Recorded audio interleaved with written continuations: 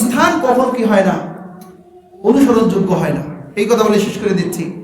তো তার একটা বক্তব্য, তার বক্তব্যগুলো লেখার পরে ওদের দলের লোক যারা আছে, আলেম আছে, এর বিপরীতে তারা বই লেখছে। বই লিখতে গিয়ে বলছে যে শাহ সাহেবের ভুলগুলোকে আসলেই ভুল, মানে তারা ভুল প্রমাণ করতে চাচ্ছে না।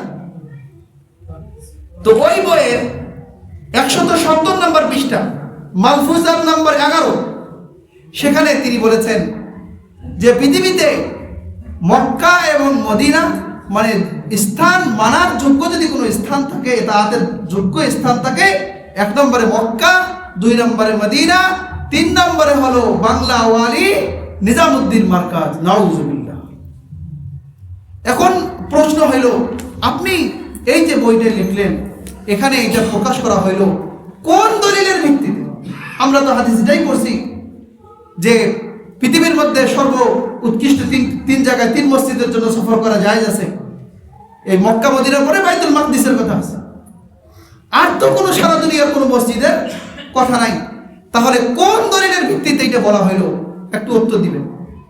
দ্বিতীয় কথা হলো যে কোনো স্থান কি কোনো অনুসরণযোগ্য হয়? আমি গত জুমায় বলেছি যে একসময় মক্কা মদিনার চাইতেও মক্কা মদিনার ফজিলত থাকবে, কিন্তু মুবারক জায়গা হবে সিরিয়া, মিশর, কারণ সেটা মাহশার এবং সেখানে সারা দুনিয়ার মানুষ জমা হবে, সেখানে খেলাফত প্রতিষ্ঠা হবে, সেখানে ইমাম মাহদী ইবনে ঈসা আলাইহিস সালাম হবে।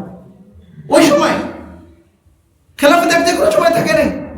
আজকে যদি আমি বলি যে মক্কা মদিনা অনুসরণযোগ্য, তাহলে সেখানে যে গান সিনেমা বাজনা হইতেছে, কনসার্ট হইতেছে, মক্কা শরীফের আদলে সেখানে স্টেজ সাজায়া নর্তকী নাচানো হইতেছে, তারপরেও সেটা কি অনুসরণযোগ্য হবে? তার যতক্ষণ পর্যন্ত কোরআন সুন্নাহ অনুযায়ী তারা কথা বলবে।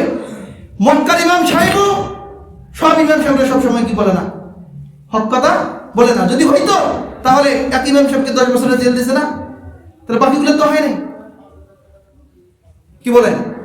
তো তারা ইমারতের খাতিরে তাদের চাপে অনেক কিছু হক কথা কি বলে না, তারা তাদের অবস্থান অনুযায়ী বলেছে, ভিন্ন কথা। তো যতক্ষণ পর্যন্ত যারা হকের মধ্যে কথা বলবে তারা অনুসরণযোগ্য হবে, কোনো স্থান কোনোদিন কি হয় না, অনুসরণযোগ্য হয় না। মুহতারাম হাজিরিন,